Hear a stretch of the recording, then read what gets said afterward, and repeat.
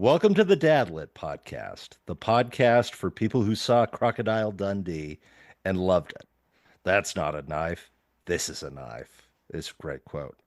I'm here with J.A. Bryden, author of Letters from the Emu War, which has the greatest cover I've ever seen, and the soon to be released sci fi novel Ancora, the story of Zaya and her struggle to spark defiance against the merciless hunters in a world broken by fear. Welcome, JA, to the Dadlit Pod. Thank you for having me, and it's an honor being the first Australian to Yes, to grace your online world. I don't know, audio world. yes. So it is 6 o'clock here on the East Coast of the United States. My wife is in Hawaii taking a nap already, where I believe it's around noon. And what time is it in Australia? It is 8 a.m. On a Saturday, so I believe I'm in the future. How is it? So, How is it? What is it better? well, I was going to ask if you wanted the lotto numbers, but Yeah. it's all right. It's a bit cloudy. So where in Australia do you live, Jay? So it's about an hour and a half west of Sydney. So if you've heard of the Blue Mountains, I'm kind of near there. I'm attached to it, not the tourist side of it. So where are you? How far are you from the rabbit-proof fence? Probably I'd have to look up where that actually is, but probably a long way. Okay. If that's a because I don't think I've ever watched it or um but it looks deserty. So if it's deserty, it's usually like way out west or Oh, so far up it's north. way out west. Okay. And so you're in the subtropical region of Yeah, well, Australia. I'm literally in the mountains, so Oh, wow. I'm surrounded by a national park. So my town can't get any bigger because it's literally like protected land all around us. Oh, that's interesting. So So there's what do you about do? What do you do out there? go for walks. Yeah, it's a very That's- old school town. Because Yes. we have this really old council, and they don't want cell phone towers. They don't want shops. So it's very So protected. they just want people to have to drive Like really far like to do yeah, anything.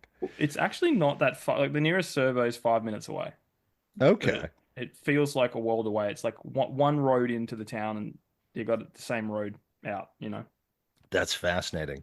I have no idea what a servo is.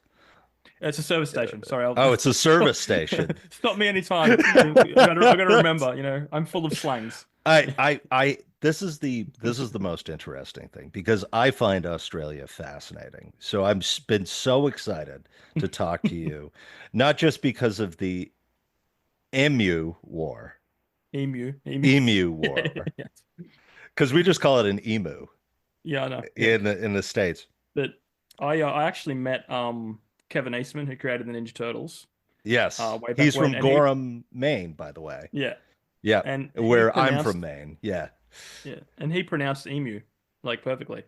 Did he really? Yeah, I gave him a copy of my book. I was just like, oh, here, have a copy of my book. He's like, oh, Oh, I love that's emus, and I'm going like, that's awesome. Yeah, it's funny because he is from Gorham, Maine, and I'm from South Portland, Maine. So Gorham, Maine's about um 20 minutes from yeah, where I grew up. And my brother, when he was a child, um, there's a place called Smiling Hill Farm, which was a dairy farm that, is in a suburb. So they had to find other way to make money aside from just the cows. And what they did is they opened sort of a petting zoo. But of course, you and I both know that that emus or emus, emus, uh, just think of you, emu, emu yeah, emu. are not to be petted under any circumstances. Oh, they freak me And out, man. they're terrifying. And and he got bitten and it took off his fingernail. Oh, And ever since then, the terror of these giant birds has been an ever-present reality in my family because of this petting zoo where a bunch of dummies Yeah. put a dangerous wild bird Well, on they they display. they did beat us Australians in war, so we should, Well, be let's careful. get into that. Let's get into that. Tell me about your book. Pronounce it correctly for me because I'm But never gonna get it. letters from the Emu War. Yes, So it's based on a real event. So in 1932, we declared war on emus and lost pretty yes, much. Like and it was an official really, war. It was an official yes. war. Like our soldiers wore medals and all that stuff. So it's I think our government tries to bury it because of how embarrassing it was. Like it's almost 100 Yes. years ago, but I mean it was a serious situation because it's 20,000 emus and it was a drought and the Great Depression. Yeah, well, this is where the rabbit-proof fence comes in, right? Yeah. Yeah, it was a Yeah. similar situation, except the rabbits weren't natural Yeah. predators. Yeah. Yeah. But these emus eat up to 2 pounds of food a day, and I've heard they drink up to 18 liters of water a day. So they're like, you think 20,000 of them, you Yes. like your crops are gone, and they essentially just went out there with machine guns and tried to shoot them, and they wouldn't die. It's just like and it was 10 rounds per bird it took. Um, Jeez. and they basically the soldiers said you had to shoot them in the head Yeah. Which to is kill hard to them hit on an emu. because they're always moving, and yeah. Um, Well, this is the thing. This is what I think is the perfect DadLit book. Is letters from the Emu War. yeah. Because I think a lot of dads we get into constant debates about what animal we could effectively beat up, Yeah. right? So, for example, me and my neighbor insists that he could beat up an orangutan. And I said, you cannot beat an orangutan. They're able to lift their entire weight with a single hand. That Mm. the idea that you could somehow, I mean, they're relatively docile, but the idea that you could, you could defeat one to my mind is absurd. They're simply too tough, and so when I think about Australia, I think about ostriches, emus, and also I am a parrot person, and I have Hmm. 5 parrots, which is an insane thing to have in your house.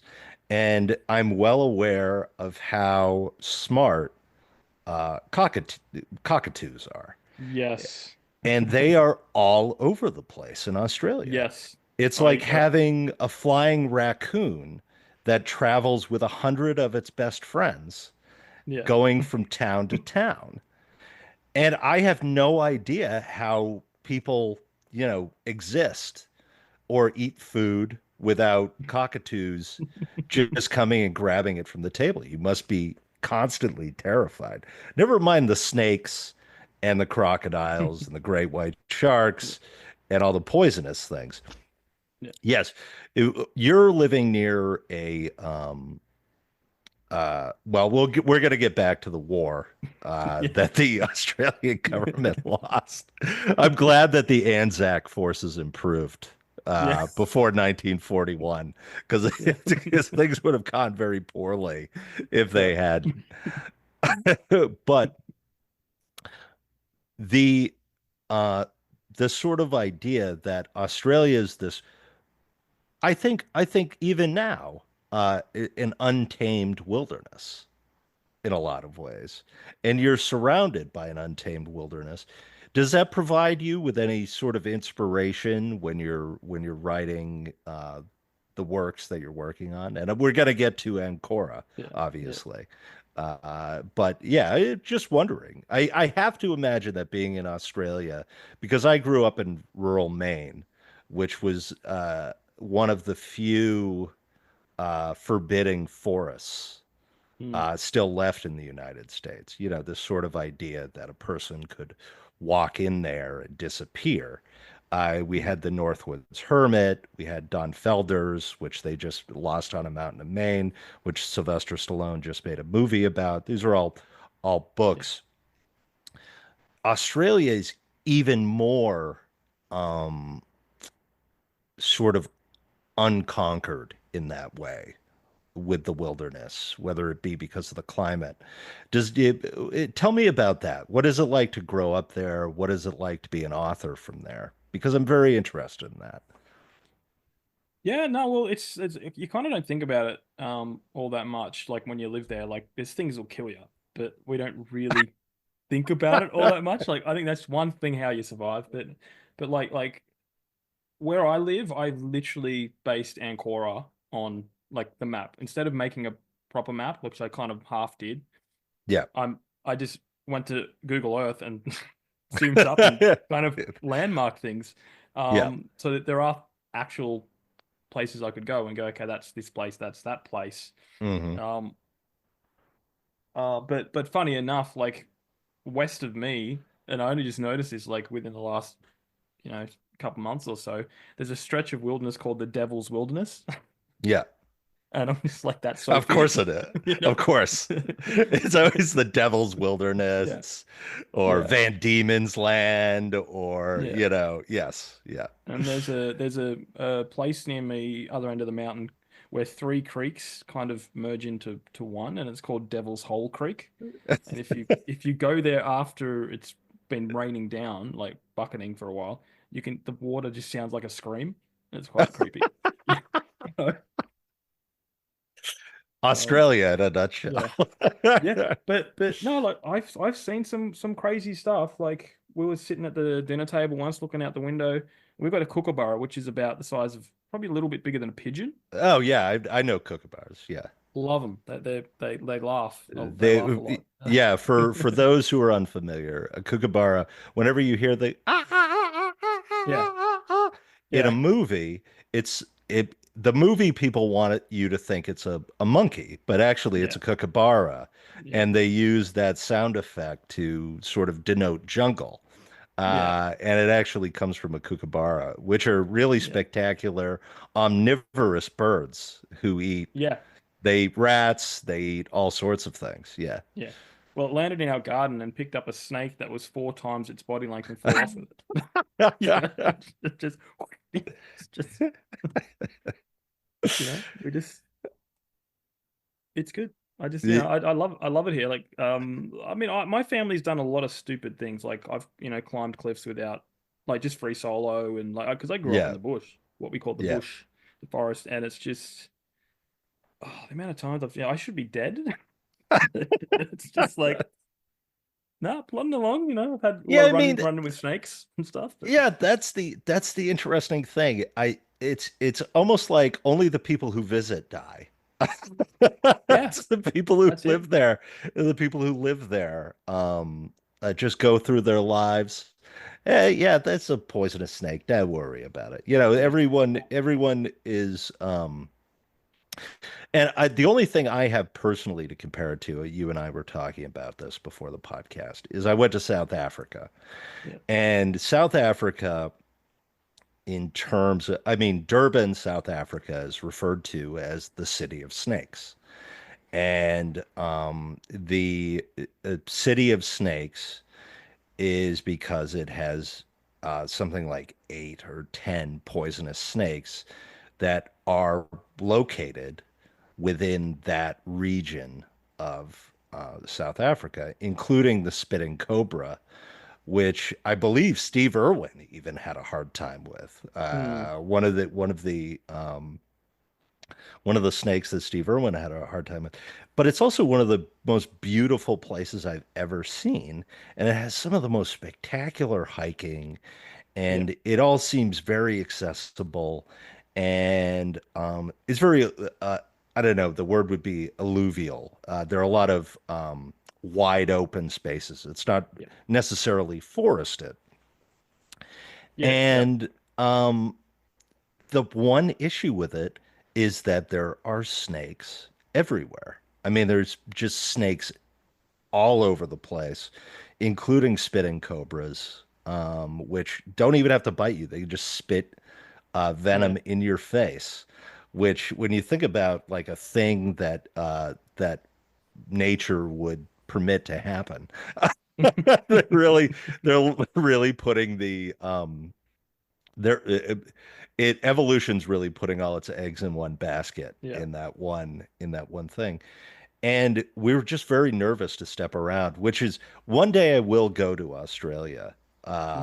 But it's interesting to be from, I mean, I'm from a relatively northern area. We don't really worry about poisonous animals or dingoes or anything like that. We just have the Eastern Diamondback rattlesnake, and as long as you don't poke Mm. your head in a hole in the middle of summer, you'd be Yeah. perfectly fine. Yeah. Yeah. Well, the thing with Australian animals that want to kill you, generally speaking, if you leave it alone, you'll be fine. It's just like don't corner it. Yeah. You know? Yeah. Because So I, you wrote Ancora, which yep. is your new book that's coming out. Tell me Yep. about Ancora. Well, I guess it's a lot like Australia. Everything wants to kill you. Um, it's a bit different for me because Emu War was just a flat out comedy. It was just ridiculous. I wrote it for fun, and then my the second one I did was like a Bucks medieval themed Bucks night party where the zombie apocalypse breaks out. So I'm very humorous in everything I do, but this one's more on the serious. I mean, there's a few quips, a few jokes there every now and then, but it's pretty morbid and dark. Kind of like feels like The Road. Yeah. Uh, but it's like 300 years after an alien invasion, mankind's living in the mountains because they've discovered that the alien tech doesn't work there. So Hmm. now the aliens come in on foot and hunt them the old-fashioned way with, bows and arrows and swords and stuff. So it's like kind of like a step back for humans. It's really Hmm. just a story about trying to, re-spark some kind of hope in people and fight back. Hmm. So similar to I always think of my favorite post-apocalyptic novel that I like to talk about is The Postman by David Brin. And I don't know if you've ever read it. Watch the It's movie. You watched the movie, yes, with Kevin Costner, which Yeah, I actually think is a very watchable film. it is. People, upon reflection, with all the Yeah, garbage we get today, The yeah, Postman is a very watchable film. yeah. And the one thing about David Brin when he did The Postman is that he said uh, that when he wrote it, it was about how if the world ended, we would all, while people fantasize about it and think about it and sort of, survivalists and that sort of stuff, all we would do is talk about how great it used to be Hmm. if the world ended. Yeah, And I think that's really spectacular. And I think to some extent, things tend to go two ways with post-apocalyptic novels, yeah, which is you either have the post-apocalyptic novel, which is trying to sort of demonstrate a quality about humanity that should persevere or that should have been there in the first place versus one that is about rebuilding. yeah. And it's interesting. What would you say? Because post-apocalyptic novels have become huge as of lately. What would you say inspired you to look forward to the doom of man, other than the beauty of getting to talk about how nice it is in Yeah, this national park in Australia? yeah. Look, this thing is Encora's been like a long time coming. Like I first got the idea while playing a video game because I used to be a big gamer. There's a game called Horizon Zero Dawn, Ah, where beautiful game. Yeah. so that was one of the inspirations, and now that's 1,000 years after the world basically ended. And Yeah. I thought that's a little too far. You know, I want to have some mystery um Yes. closer to it because and again Australia's relatively young when it comes to a country and um just thinking back a couple 100 years, how much we don't know. And so it's that mystery. Yes. I really love mystery. I really love unsolved mysteries. And it's just that's kind of what drew me to it. And then it slowly just built to, I read War of the Worlds for the first time, and I thought, okay, I got to tell a story like this, and it just kind of Hmm. grew. And then, quite literally in, technically living in Ancora, I can, Yeah. I just draw inspiration from everywhere. That's awesome because I think, I've thought about it myself about doing well, specifically I had this idea, which was the nuclear ship Savannah, which Hmm. is America's one and only nuclear merchant ship, is located in Baltimore, Maryland. And I thought that if there were a nuclear attack, the best place to protect yourself would be under the nuclear shielding Mm. of the nuclear ship Savannah. And then I thought about sort of the fun of kind of a Swiss Family Robinson style teen science learning experience where a family or two families that found themselves hiding there would be able to come out and then use the sort of wiles of scientific understanding that comes with, early high school or late middle school science to save themselves from the nuclear wasteland. And to that extent, I think it lends itself to sort of an interesting marooning marooning feeling. Yeah, do you think that sort of captures it? Yeah, yeah, I'd Yeah, say. yeah. Yeah. I yeah, and I'm because I'm very visual with what I write. Like every idea I come up with is always a movie in my head first. It's always a movie. Oh yeah. Has It's to just be. like, and then so, like I wrote my niece into it and my nephew to help with some of the promo for the I did a book trailer that's doing pretty well. Yep. My niece is the model for the front cover. Yep. That was an interesting day because we went out and did a location shoot there's a high touristy area up in the Blue Mountains called Lincoln's Rock. I don't think Yep. it's related to Abraham, but it's but we get there and there's like literally probably at least 50 Japanese people, just Japanese people, Yep.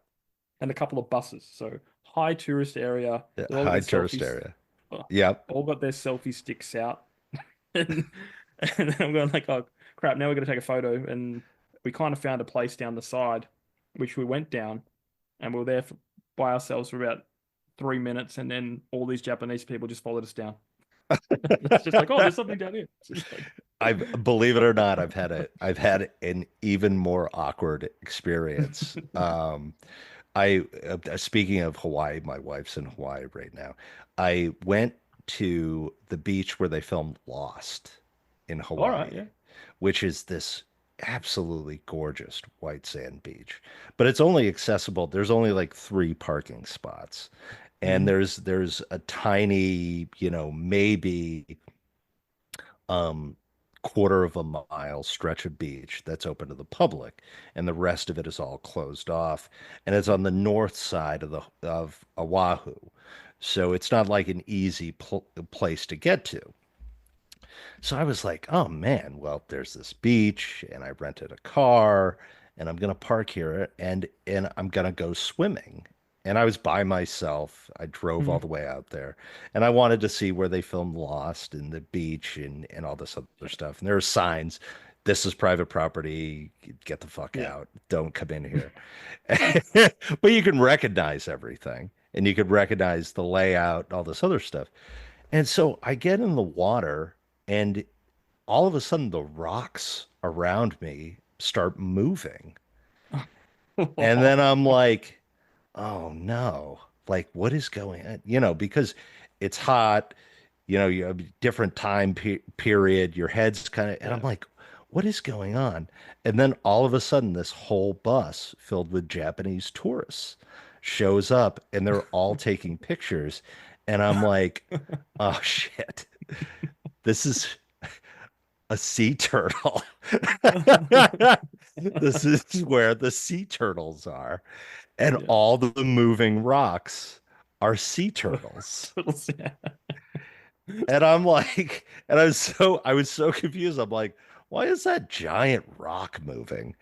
And I didn't have like goggles or anything to Yeah. look. And then the Japanese tourists are taking a zillion pictures, and it's just me. And I'm thinking, I have no idea what the rules are about people being around sea turtles. I'm Yeah. like, I'm like, oh no. Like these Japanese people are taking pictures of me. I'm surrounded by sea turtles. It's really nice. Like I'm really enjoying Yeah. myself, but I might be violating the law, which I'd hate to do. But I don't know. They didn't post Yeah. anything. Yeah, so I'm glad that other people deal with this problem, and it's not just Yeah. me. Yeah. My favorite story is would have been 8 years ago. I was there, there's a place down in Victoria, probably a couple of hours from Melbourne, called the Grampians. Biggest Hmm. tourist area, high tourist area. Like when I first went there, there was a license plate from every state in Australia. Yeah, it's Yeah. just like everyone was there. But I went on this hike, didn't see a single person for about 45 minutes. Come around the bend, and there's 8 Japanese people with a selfie stick just in the middle of the bush. It's just like out of nowhere. It's just like they love our country. Oh, Yeah, that's nice. yeah. Yeah. So, for example, it often comes up with Americans and Japanese people Mm, tend to vacation in Hawaii. mm, And one day someone was asking, well, where do Hawaiian people vacation? mm. You know? And believe it or not, I knew the answer. It's Las Vegas, Nevada. Las Vegas, Nevada is considered the other Hawaiian island on the Mm, mainland, mostly because of the School of Hospitality at the University of Nevada, Las Vegas. And a lot of Hawaiians go to UNLV. And so when you go to, for example, I was in Las Vegas in March, my Uber driver was Hawaiian, mm. who picked me up. It's it's kind of funny because I have to be perfectly honest. I would rather be in Hawaii than anywhere. The idea of trading in that for Las Vegas, I can't, I don't understand it, but yes. Yeah. Yeah. No, I'm very familiar with Hawaii because I watched Hawaii Five O. Currently watching Magnum PI. Yes. I've seen Jurassic Park. Obviously, a lot of film there. Yes. Yes. I told my wife to go there. The Yeah. ranch, I've been there. It's really pretty. Such a pretty place. Hawaii is one of these places where even when it rains, it's almost prettier when it rains Yeah. because it's just going to be nothing but waterfalls going through the lava tunnels Yeah. in the hills and rainbows. So all you have is waterfalls and rainbows even when Yeah. it's raining. And I told my wife, I'm like, it's really nice there. And she's like, well, how nice is it? And I'm like, it's nice. It's like Australia without all the death. Yeah, yeah, because the mongoose ate all of their snakes. Yeah. Yeah, so you don't have to worry about that. We have So, a island at the bottom, like near where my friends live. yeah, I have a couple of friends down. It's called Victor Harbor, and at the bottom they have like this thing called Fairy Island, and it's because all the fairy penguins were there all the time. yeah. But now there's no fairy penguins because all the seals ate them. That's what I'm saying. This is Australia in a nutshell. Yeah. So the fishermen, where I come from, Maine, um, the water is very cold. It's never pleasant to get in the ocean in Maine. Mhm. It's rocky shores, And for my entire childhood, we did not have seals. We did not have, we just didn't have them. And well, eventually they came up with this idea that, look, you cannot disrupt sea mammals. And I think we didn't have seals for a very long time because, of course, people were moving along the coast. There's a lot of fishing, lobster fishing, in close into shore fishing. And so the seals went away. And the one time I ever saw a seal when I was a kid, I was like, this is the most spectacular thing that, Mm. really fascinating. And then they stopped controlling or allowing people to screw with seals, which is, I guess, a positive thing, Mm. except that the permission or the ability of seals to populate, particularly in cold water, brings in great white sharks, Mm. right? So Yeah. for example, along the Gulf Stream, the water's too warm, and so we now have shark attacks again. Yeah. We'd never had a shark attack before. And now, for example, in Cape Cod and in other places, we have shark attacks again. And it's an interesting concept because you think, well, the sharks were never around before. They never had a Yeah. reason to come close into shore because what were they going to eat? Sharks don't eat Yeah. lobsters. They Yeah. eat fish, just particularly distressed fish, and they eat seals because seals are particularly susceptible to them. Yeah. So, it's uh, kind of interesting how things emerge in the natural world, which is why I I know about the rabbit-proof fence, for example, because similar to the emu war, did I do it right? I'm close. Emu. Emu, emu, Emu. emu. I'm gonna have to put in the description of this episode, Dan Just go struggles. just go EEM, so eam, and then you. Emu, Yeah, emu. That's it. You got emu. it. I got it. I You got it. passed. You passed. I'm fast. I'm learning so much. So, so I asked this of Craig Turleson, Canadian Mhm. author Craig Turleson. Mhm. What is the great Canadian novel? What is the great Australian novel? Oh, you're killing me. Um, I just I don't read all that much, so I'm trying to What do you think of mean you one. don't read all that much? You just wrote, I didn't I did not start reading until I was probably 27. Um, really? yeah, I'd only read two books Yes. in my entire life. Yes. But Which now was you're Jurassic writing Park. books. Yeah, I started writing before I started reading. Essentially, I read a lot Yeah. more now, but Yeah. but you know, 'cause for me, I'd have to say something like Grug. It's just a kid's book. And it's the most trippiest kid's book. It's about a like the top of a tree that falls off. Like it makes no sense. It becomes a person. Um, it's just like the top of a tree and it falls off. It grows legs and a fat nose and walks around. And there's a running joke that he's a serial killer because in one of his books he goes to school. It's called Grug Goes to School, and there's no one at the school at all. It's empty, and he's sitting at some some desk, and the name tag says Lucy. It's just like it's just it's yeah, it's funny. But I just not off the top of my head, I can't think of like a famous Australian book.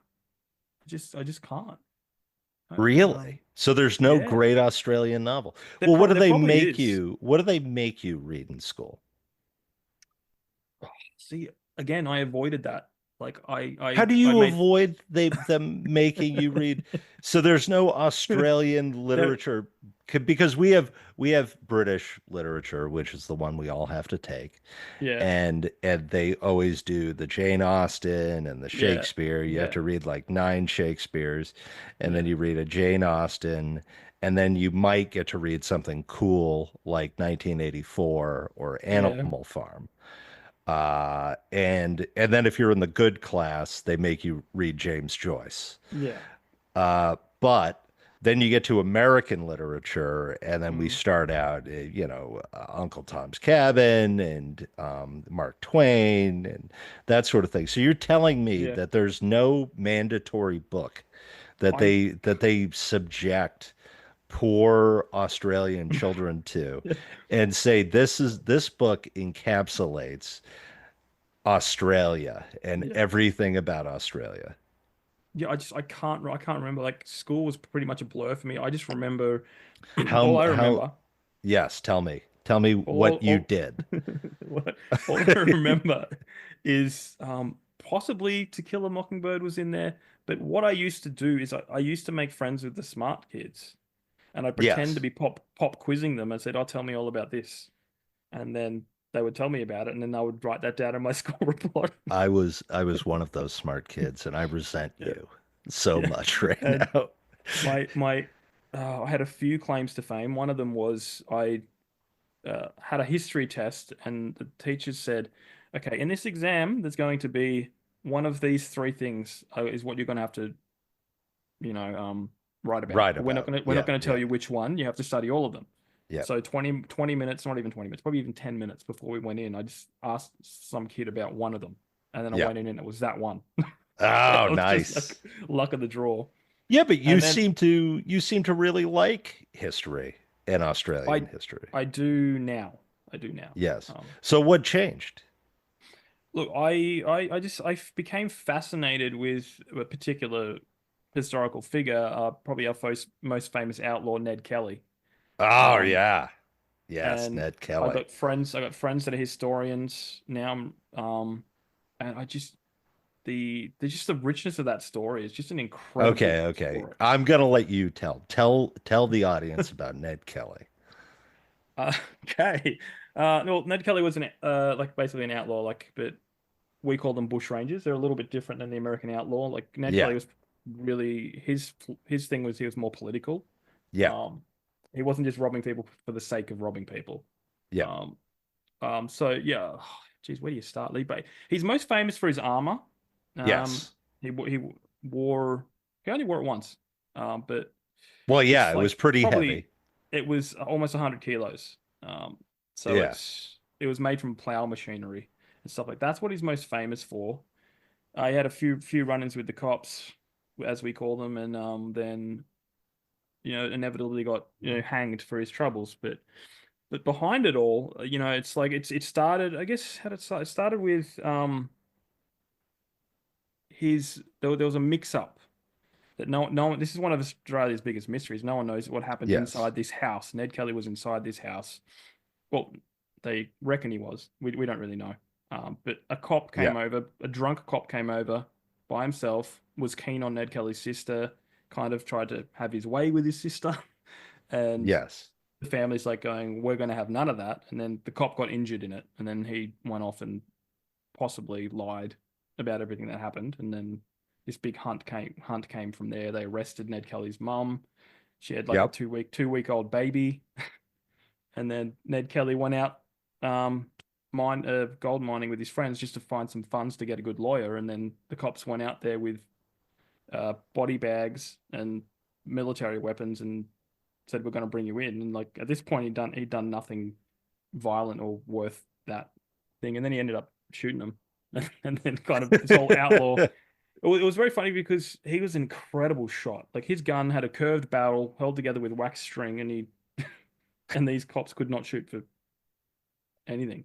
Um, Well, I mean, but the ultimate shootout is when he donned the armor and they couldn't kill yes, him. yeah, And he effectively became to sort of describe it, he was sort of like a mythical monster yes, uh in terms of his ability to just walk into a hail of bullets with this armor. yeah.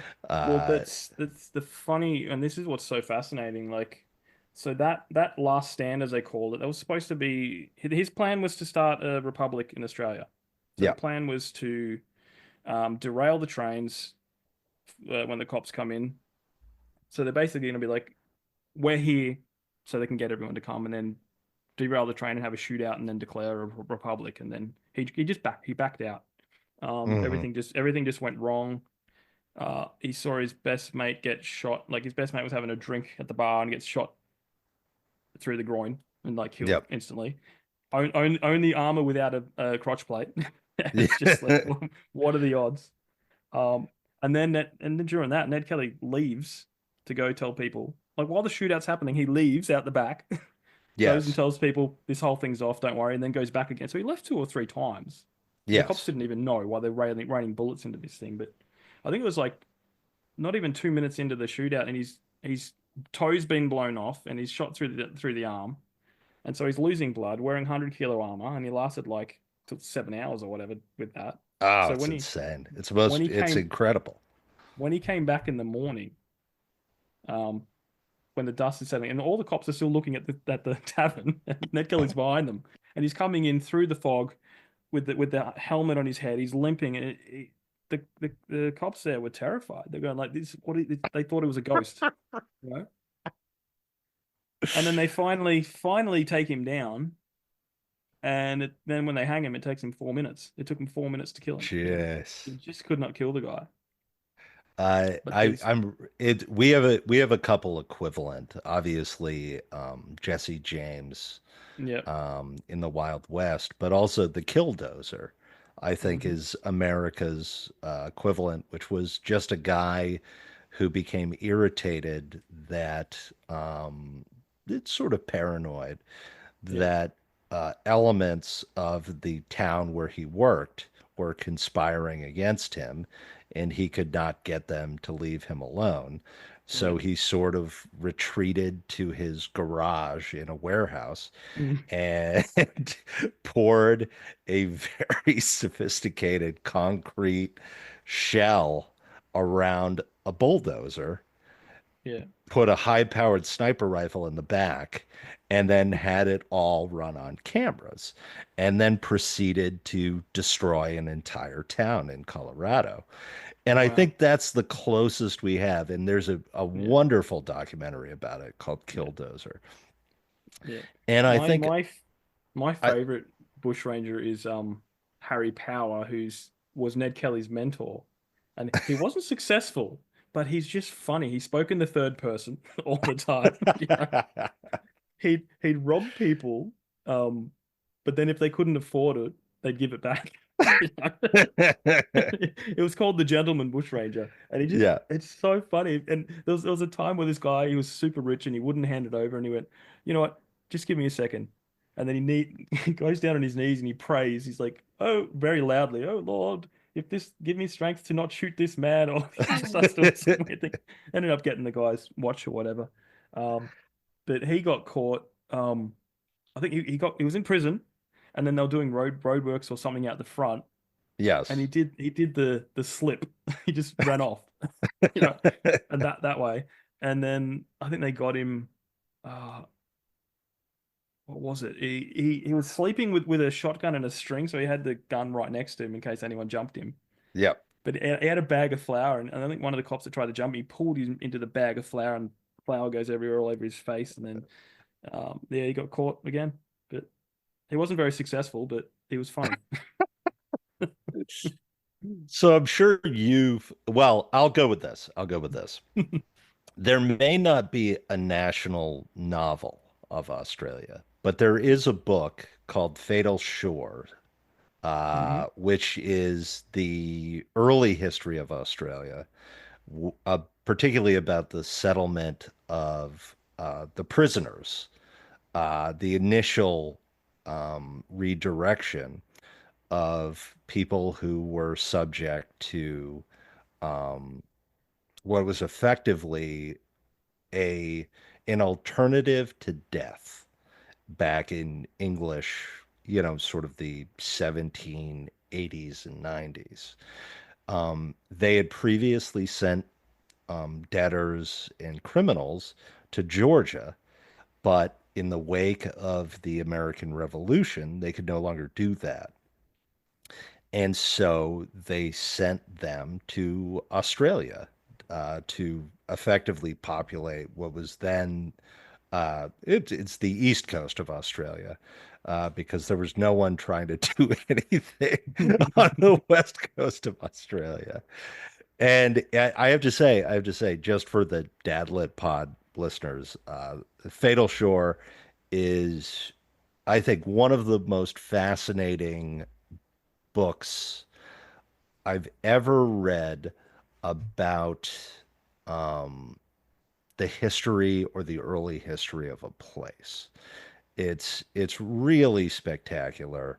You learn a lot about just the first people of English sort of origination to land in Australia, and just how to them it was like landing on the moon, Mm. which is a very fascinating thing to me, I think. Really, really interesting, and a great book. Yeah. Um, I looked up what's the best-selling Australian book of all time, and I don't know what it is. It's called The Thorn Birds, um, by Colin McCullough, and it's just yeah. But if you want, I can recommend but it's a history book, but written like a novel. There's a book I can't remember the author, but it's called Horry the War Dog, and Okay. it's all about a true story of I think it was World War II. The Australians were over in Egypt and they found a little Jack Russell pup, Yep. and it ended up like it could had really good hearing, and it would give them minutes of advance notice of bombers coming and stuff like that. So Oh, wow. and So it's a really so it and a true story, I take it. true story, yeah. And they and it's got a whole lot of tension in it because when the war ended and they had to come back home, you're not allowed to bring animals. Yes. So when the came to trying to sneak this dog back, he it was small enough to fit in the backpack, and he had to train it to Yes. sit quietly in the backpack while they're doing uniform drills and stuff like that. And the guys are going, "Oh, please don't make a noise, don't make a noise." And they're on the ship, and birds and cats are getting thrown overboard, and and this dog made it all the way back to Australia. So it's a Well really good book. done. I can't think of the author, but it's called Horry the War Dog. Hori the War Dog. Yeah. Um, so another thing about Dadlit, which I'm still looking, um, is that I firmly believe that the purest form of Dadlit, lit for dads, books about heroic dogs. Mm, Dads love books about yeah. heroic dogs. And I have this ongoing list that I keep of dogs that have better resumes than me. Uh, dogs, dogs that have pulled children from Yeah. fires, dogs Yeah. that jump out of airplanes, save people from bombs and, Yeah. locate landmines. And there are so many dogs that just have a better resume than me. Yeah. And I love to celebrate them. Yeah. So one of these days, perhaps it should be Hori the War Dog. So do you have any children? No, I'm not. I'd like to think I'm an honorary father because I kind of helped raise my nephew in the sense that he likes all the good music. He reads all, Yes. all the good books. Like he ran off. Like my favorite band's Yellow Card, and Yes. they were out here a week ago. Yeah, right. Yeah, about a week ago. And then the singer got sick, and they had to cancel the show. Um, and then they did a surprise show later, and I was just like, I probably won't go. They're going to come back anyway. And then my nephew sends me a message in the middle of the week, and it's the Yellow Card drum kit, and he's taking himself to see my favorite band. So I think I'm doing something right. You Awesome. Well, JA, thank you for joining us. Do you want to plug your works before we close out? Oh, sure. Yeah. So I've got a website, jabryden.com. All of my stuff's there, but we have the Stories to True and the Fictional podcast, which is doing really well. We've got a long list of guests coming on. It's kind of getting annoying that it's just like I've had to turn people away. It's annoying, but check that out. Yeah, and keep your eye out for Encore. It's coming out June 1st. And yeah, thanks for having me. Oh, thank you. Thank you for being my first Australian guest and for coming on the DadLit Pod. Well, this has been the DadLit Pod with Dan Roberts. All the best. Bye.